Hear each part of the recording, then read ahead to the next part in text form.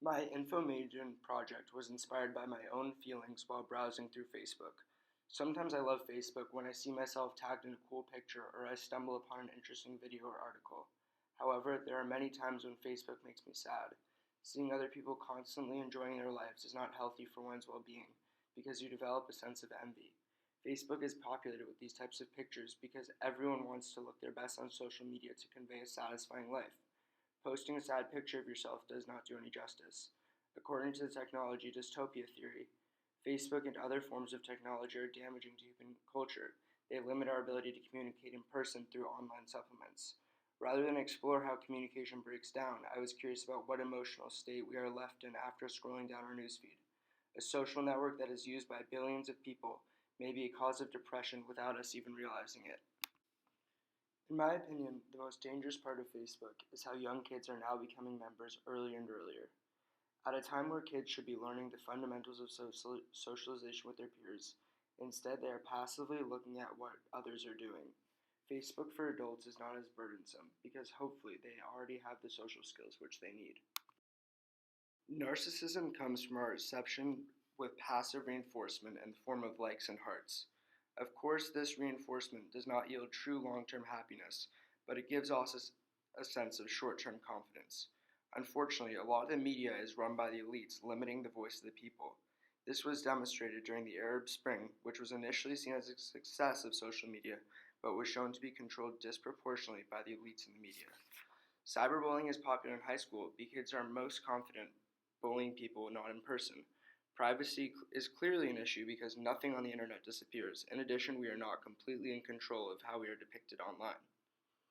Manipulation of media is most present in news sources. Certain media outlets are heavily influenced by different ideologies that are malleable to funding. For example, MSNBC may report differently on an issue if the program is being funded by a liberal group.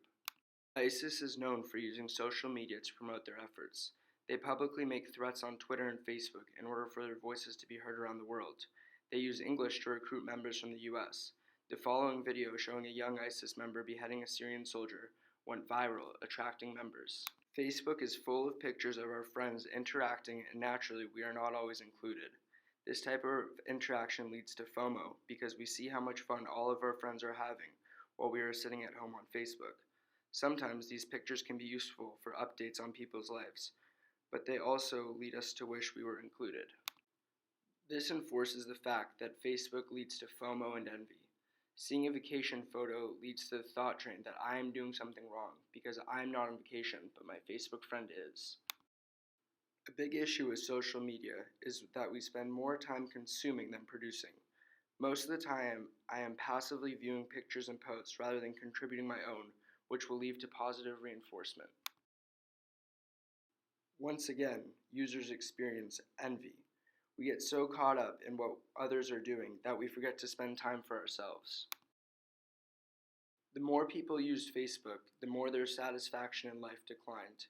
This was proven by asking volunteers 2 questions, and the more time spent in between using Facebook, the worse the volunteers' attitudes were.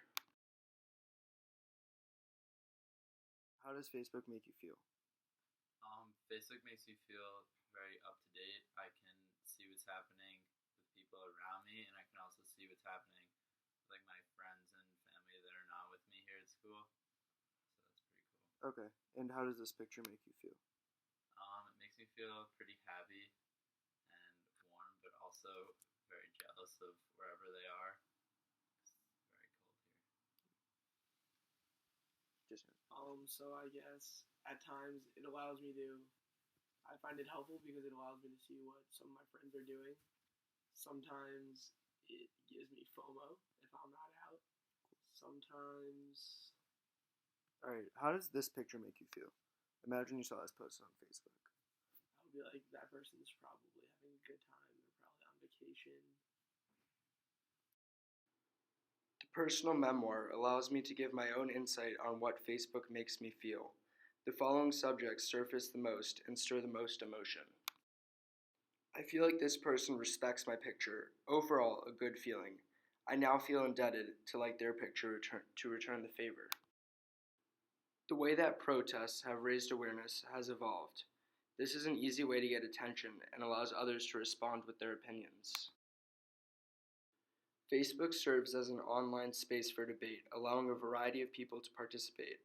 My criticism is that it is too difficult to communicate drawn-out ideas over the internet. However, I think it is valuable for allowing people who are not educated on a certain subject to gain exposure and see multiple sides of an argument. While I am happy that my friends are on vacation, I am also a bit jealous. I wish that was me in their shoes. Why do they get to enjoy certain things that I do not? I think I would be happier if I had not seen that post, but I still hope they're having a nice vacation. There is also a slight feeling of FOMO. Hopefully, audience members are cognizant of the negative effects of Facebook. The argument is based on technology dystopia, specifically focusing on how Facebook is damaging the human culture.